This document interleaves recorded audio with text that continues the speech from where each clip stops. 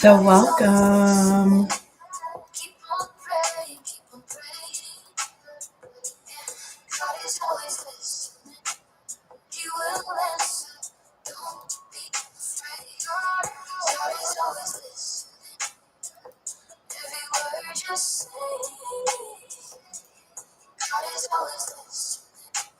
I'm trying to pin our comment here.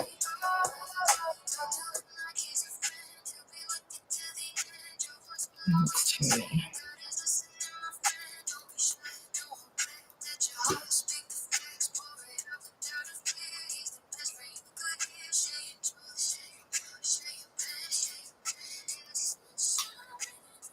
So welcome to this live.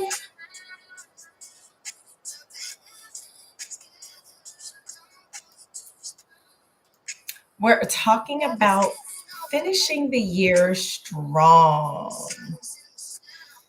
I don't know how I'm supposed to pin my comment when it's too long.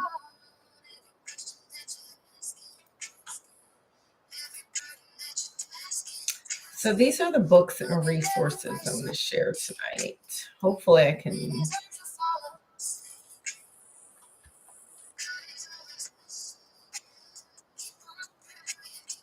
Mm-mm.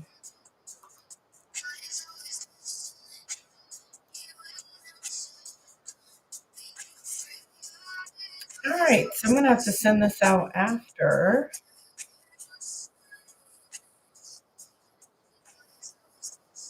In the description. So welcome everyone. I guess I'm going to turn this down a little bit.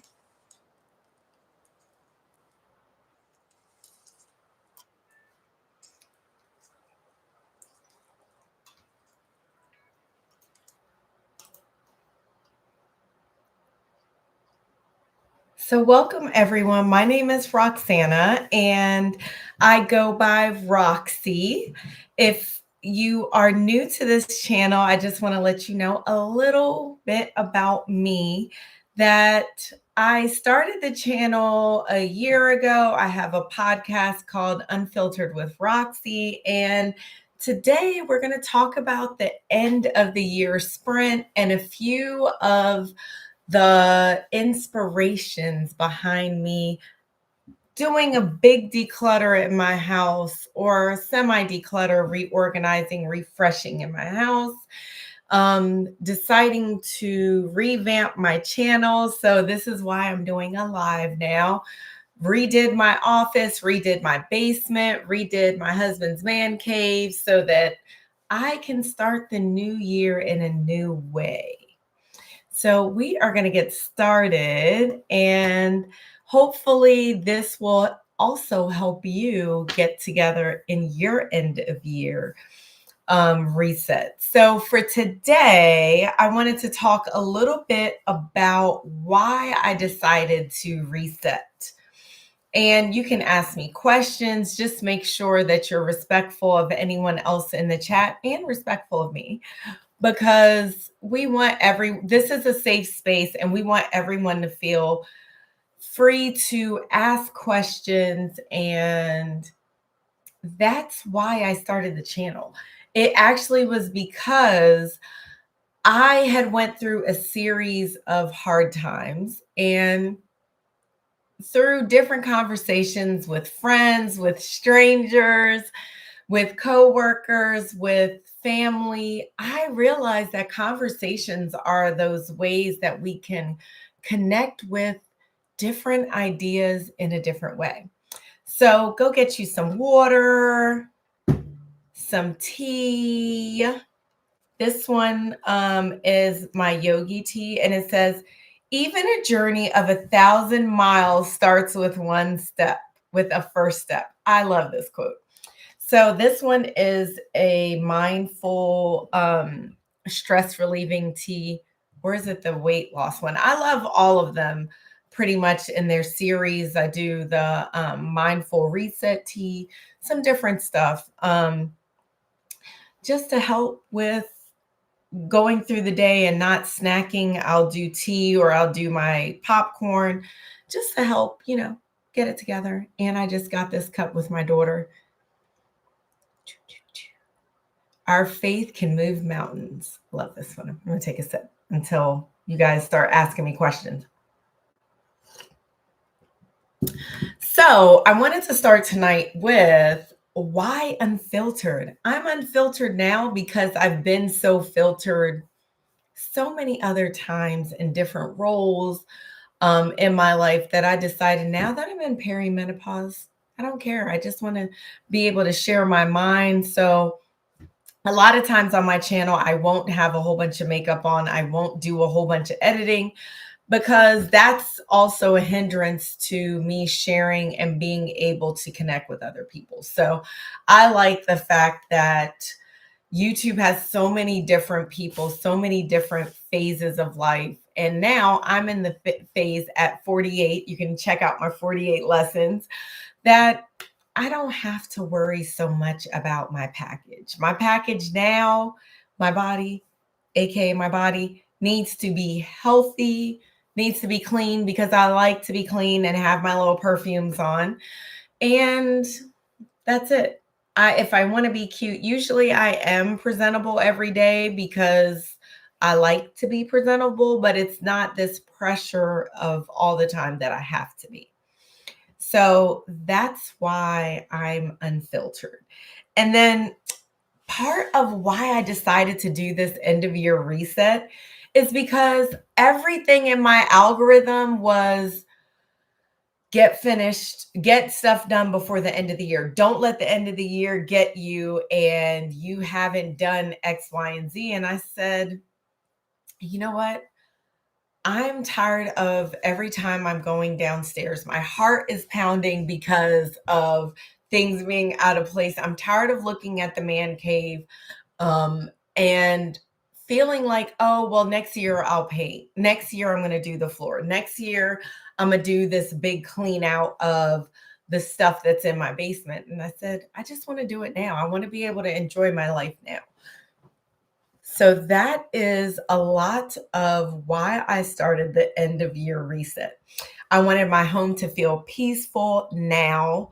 I wanted my body to feel supported now. I wanted my creativity to be alive now because I got a lot of ideas. I have a lot of things that I want to do before I die. I know that sounds kind of dark, but it's true.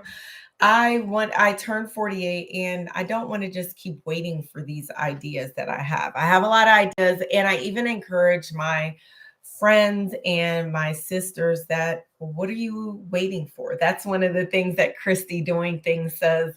Like, what are you waiting for?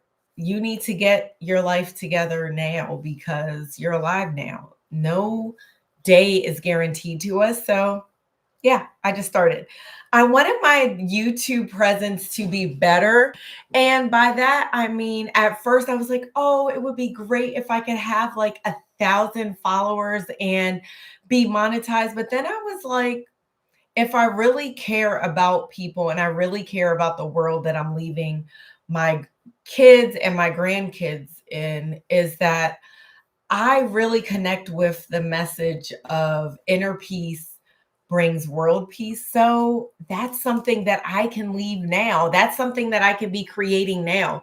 One of the things that I love about my mom, Myra Sanchez, is that Myra Alita Sanchez, is that now that she's with her ancestors, with my ancestors, is that she always was teaching me lessons to be kind, lessons of how to act right, lessons of how to be a godly woman. And I have all those lessons in me, and my kids have those lessons in me.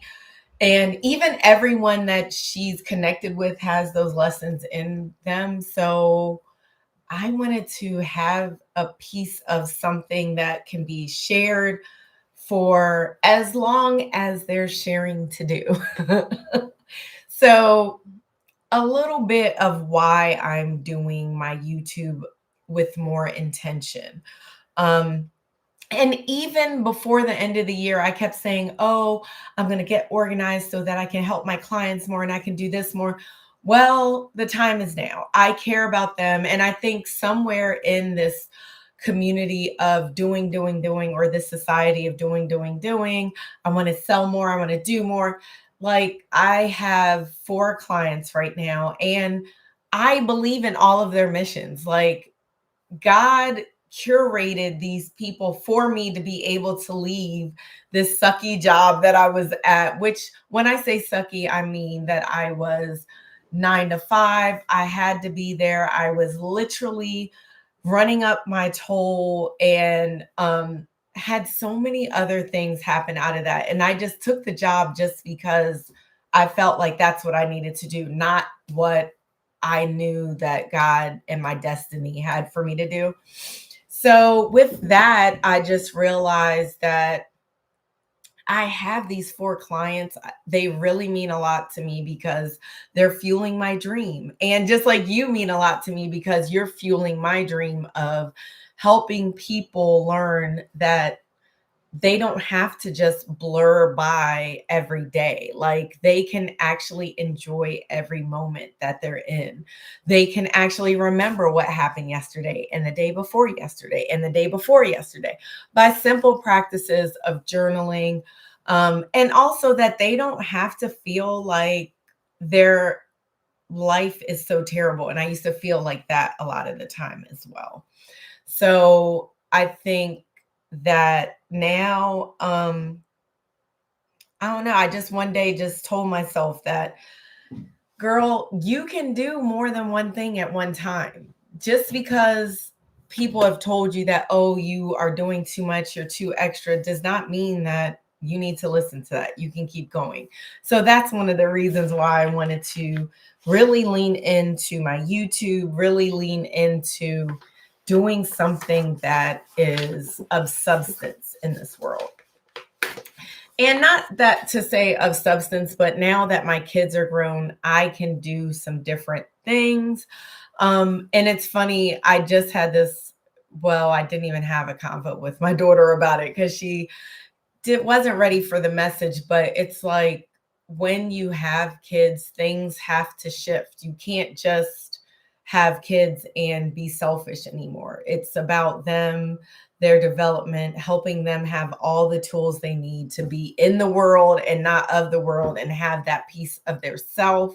So I didn't do a lot of the things that I probably wanted to do before. And even I was trying to work full time, be this great world class instructor, which I was a Les Mills instructor for what, 3 or 4 years, 3 years, and enjoyed it. But it takes up a lot of your time. And when my mom got sick and was terminally ill, and I didn't even slow down enough to learn that lesson, I now can appreciate that time is short, and it's the time to do the things you want to do is now, not later. So, yeah, I want you to put in the chat, what's one thing you're tired of tolerating in 2025 that you want to do a new thing with in the new year? One of the things I purposed to do was to leave a 9 to 5 and go to a different kind of space where I work from home. And I have my Peloton that I can never get on, but at least I can if I want to. So just share that with me, and I would love to hear all about that.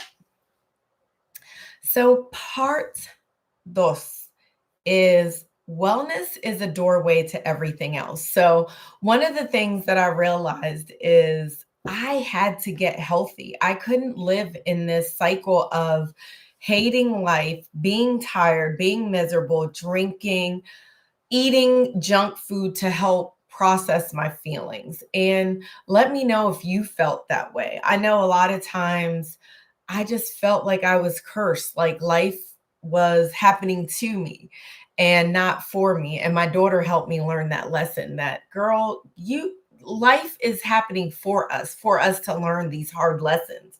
Because if we don't learn them, we don't have those deep roots that help us what? Build our faith. Love this. Build our faith. So, what are the lessons that I have to learn while I'm going through this time? And one is that my body is a temple. I need to love this body. One of the things that I told my sister this past weekend was I spent so much time hating how big my legs were, hating how I looked in general. And come to find out, my body was helping me while I was being so abusive to it.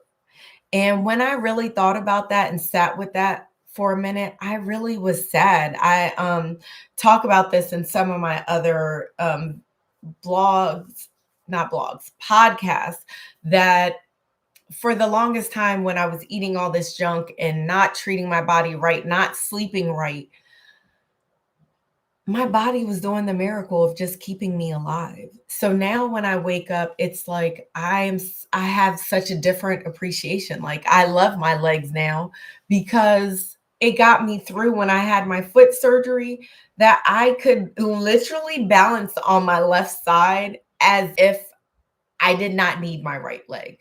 So now that my body is trying to readjust and it's been a couple of years since my surgery, I have had, like, at first I was popping ibuprofen until I found out that was not good for me. It was messing up my kidneys. And I had to stop. I had to stop cold turkey as soon as I found out the information that ibuprofen was not good for me. I was overdoing it. And I had to tell my body that you are healed. I'm so glad that you have got me to this point. So I think when we have these hard things that happen, it's just a way of us to learn lessons quickly and keep it moving, right?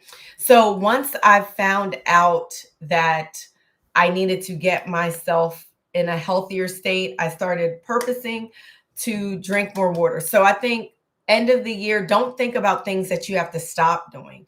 Think about things that you can add. Like I found out I was drinking too much coffee. I'm down to 1 cup of coffee. My second cup of coffee, if I want to have one with my daughters, is decaf and coconut creamer. I drink water all day. If I don't want water, I have it with my lemon in it. If I want something hot, I have my tea. So I'm going to take a sip of tea. So, and I don't put sugar in that. And I think we can do things, add things to our life. Don't think about the things you have to subtract. Because if I'm doing a lot of water, actually, I'm not thinking of having a drink. Like if I want to have a glass of wine or I have a Bartesian that I love, then that's fine. But it's not my coping mechanism anymore. So one of the things that I really talk about a lot in my podcast are Audible books. I love listening to Audible books while I walk, while I'm on my bike or my treadmill. Sometimes, most of the times, if I'm working out, I'm either doing my Peloton app or doing my playlist. I love me some Young Dolph while I'm running. So yeah, or Glorilla. But these books have helped me really think about what I'm thinking about. Mind Over Weight by Dr. Ian K. Smith. Finding Peace in a Frantic World by Mark Williams and Danny Penman. The Miracle of Mindfulness by T. Na Han. Great books. They reminded me that peace is a practice. You don't just get peaceful. You get peace by saying, I am the peace. I'm the peace when I walk in the room. Because most of the times the situations that I've been in is chaotic at best, to explain at best. So me saying that I'm the peace when I walk in the room, I'm the energy that can change things has really helped. Peace is practice. Mindfulness is a return to home. So most of the times, if I feel chaotic, it's because I'm not doing what my inner man wants me to do, what my spirit man wants me to do, what my soul wants me to do. So I had to really hone in on that as a skill. Um, and taking care of my body had opened a way of me really honoring my life, honoring my body in a different way. So, like I said, my thoughts, inner thoughts, and things that I would say to myself changed once I really recognized how beautiful my body was. That, it was being affected by my space not being clean. That's why I even changed around my office. So all of those little things that I thought were nothing, that my body was keeping the score of, that's also another Audible book. I am glad now that I'm able and I'm in a space where I can make the changes quickly, right? Because even with the coffee, I am a coffee fanatic. Love Starbucks, have several Starbucks cup, been drinking coffee ever since I probably was, I'm not going to say 12, 13, 11, 12, 13. My mom was Panamanian. That's just what you do. And in an instant, once I found out that I was getting dehydrated from drinking so much caffeine, my mind changed. My mindset about, oh, I have to have coffee, it changed. Um, yeah. So I think we just need to really think about what we're thinking about. And behind that, once I started being more intentional with how I was speaking to myself, I created this whole affirmation series, which is more of me not only repeating things that I had heard in my affirmations list, but being more mindful about how I was speaking with myself to the point where I created the whole series. And I think that was something that took a while for me to understand. It's not just me repeating, I'm worthy, I'm strong, I can do hard things, I am the head and not the tail. I couldn't do all of that without having a special understanding of it to keep moving forward. So I know that'll be helpful for somebody. So just what's one small thing you've done for your body lately that you're proud of? So I've been drinking more water. I stopped my caffeine habit, obsession, and I also made sure that I started back my morning walks. Well, now they're actually afternoon walks because I used to feel so good doing it. And now it's like, okay, I know my body's adjusting. So I just gave it space to be like, okay, you don't want to just jump out and start running, jogging, but you want to do a midday walk. And that's good for me. And I'm also glad that I noticed that instead of beating myself up. So, refreshing my space before the end of the year, I had said to myself I wanted to paint the man cave, and I'm like 75% done. All I have to do now is the border. When I was trying to record to show my progress, I ran out of space, but I can do my borders with the video again now because I deleted a whole bunch of stuff off my app, my phone. So now I have space. Exciting. Um, so 75% done with that. I still need to paint my closets in here, and I still need to paint my daughter, my lower level bathroom, not my daughter's bathroom, it's my bathroom. She is wanting to refresh it, and I told her I would paint it white. So that's what I'm going to do with that. So when your home is messy for months, you're walking into rooms and your heart is pounding. Well, if not, that was happening to me. So I'm just being full transparency. And when I realized it wasn't even like it was a lot of stuff, but it just made me stressed out that I had piles of stuff that I didn't deal with. Some stuff I just threw away. Some stuff I made sure to make different spaces for it. And I just knew that before the end of the year, I wanted the man cave done. I wanted my spaces to be better to the point where I even redid my coffee bar, everything. And I think that's really important to know because sometimes we're just waiting for stuff. You don't need more expensive stuff. You don't even need more stuff, because usually by the time I throw away a lot of the stuff that I was saying that I wanted to rearrange it, some things I don't even have, because the projects that I was planning to do, I was like, "F it. I don't want to do it. I don't have time to do it. I don't want to do it. So I'm not going to do it, and I'm moving on." So hopefully that'll free you to be like, you're not bound to it. I already spent the money on some stuff and it doesn't matter. I'm just going to get rid of the stuff, and hopefully somebody else can have that to help their project. So, a few books that help me reconnect with my environment. And you can look at my other vlogs and podcasts to see my progress. I have a whole playlist on decluttering before the end of the year. Clean Mind, Clean Body by Tara Stiles. That's helped me with my thoughts about weight loss, and not even weight loss, just getting healthy. Joy at Work by Marie Kondo and Scott Sonnen, and Happiness Becomes You by Tina Turner. And all of those you can get on Libby, the Libby app. That's a free app by the library. You can download either for your Kindle or to listen, Audible audiobooks. So a few things that they had taught me. Tara reminded me that clutter holds energy. Marie reminded me that order creates space. And Tina reminded me that joy is a daily practice, and it's something that we can access at all times.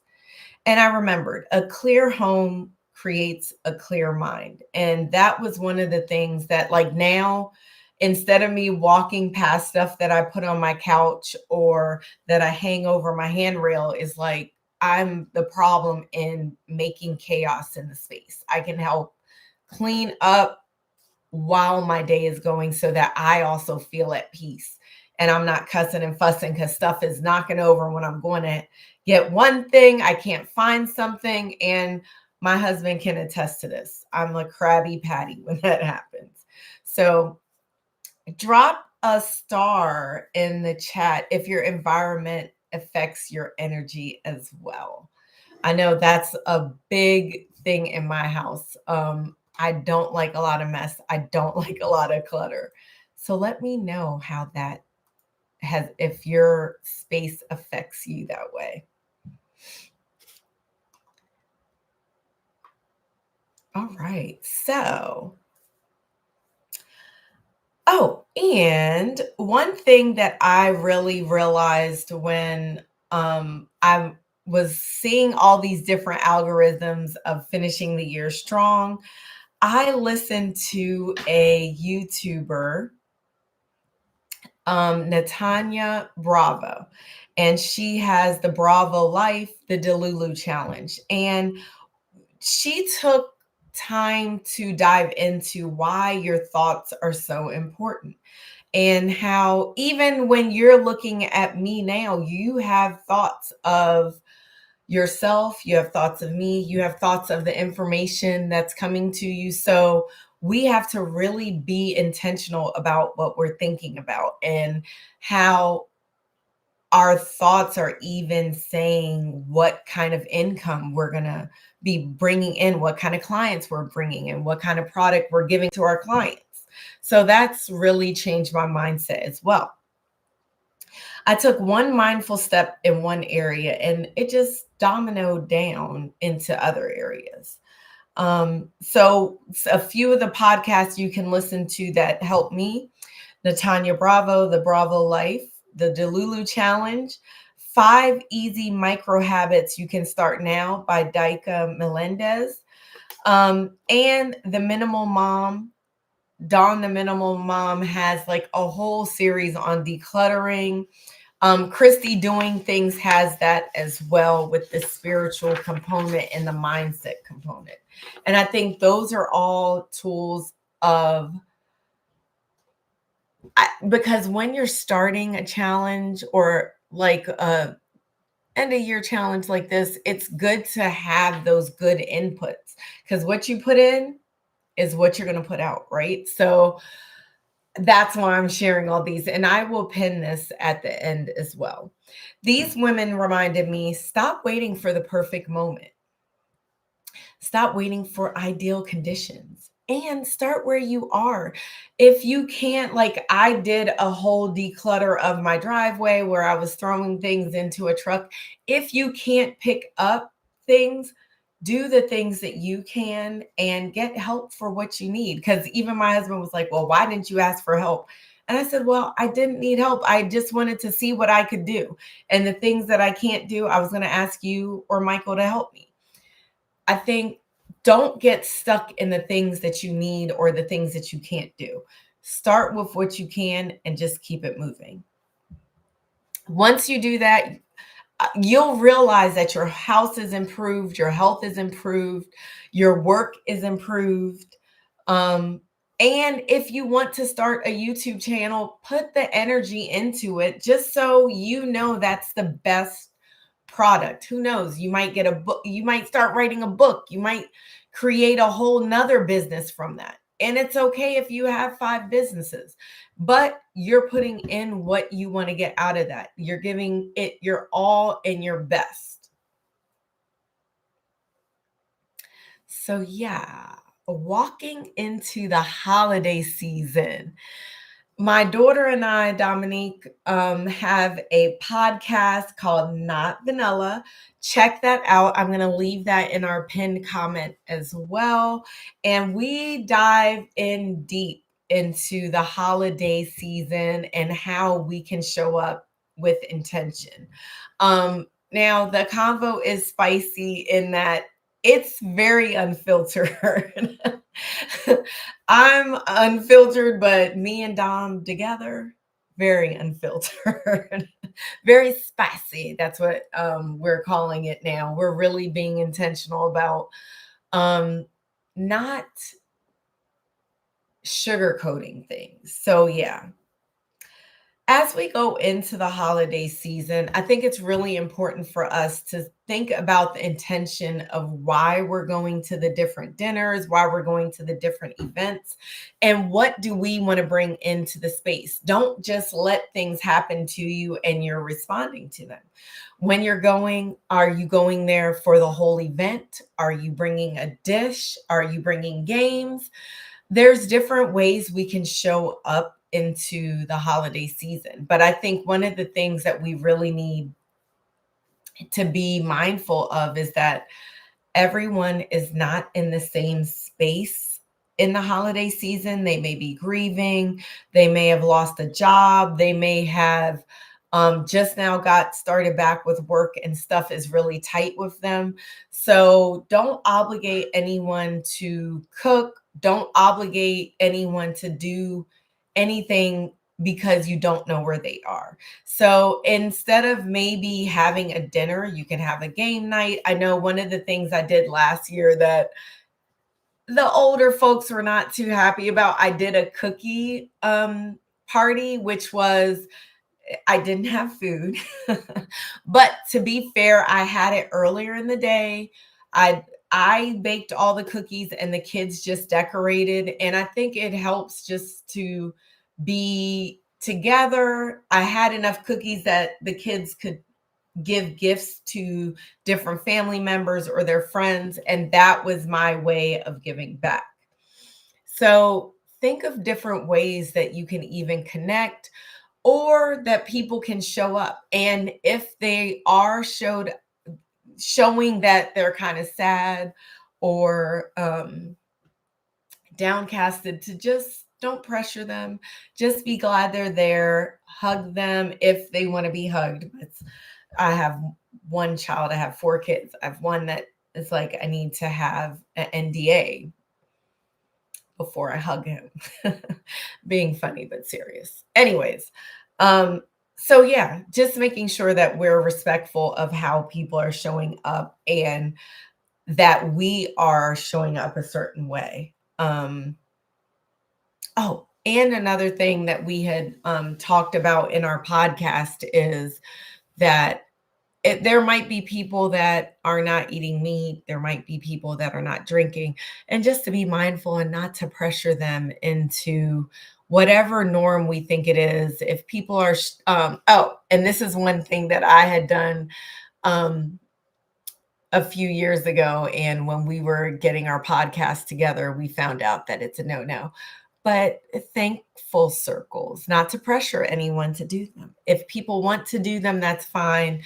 If not, leave them alone and keep it moving. And I'm maturing too, because I didn't even think of that as a problem. So, you get older, you learn. And now that I'm on the other side of grief in the holidays and I am in a different space altogether, I can appreciate all of that. I did holidays where I didn't want to really do a lot, and I only did maybe an hour of going. I cooked and then I left. I did some holidays where I just didn't feel like it, and my husband was disappointed, but I think now that I'm on the other side of that, I won't pressure people and stuff like that, because sometimes you just can't even. You know how people say, I just can't even. Yeah, sometimes you just can't. And, the best thing that we could do is just say, I love you. I missed you. I can't wait till I can see you again, and leave it at that. Don't pressure people to be like, oh, how are you doing? And be mindful of who's listening and if they can even really share. Or are you even ready to listen to that in the middle of whatever's going on? So just be mindful. So, to recap, at the end of this year, I'm choosing to walk in differently, slower, kinder, more grounded, more present, with real boundaries. And those boundaries can be for myself. If I say I'm going to clean up for 1 hour, really clean up for 1 hour. If I'm going to work for 1 hour, really work for 1 hour. And be committed to my own peace. So, please check out the podcast. It's called Not Vanilla.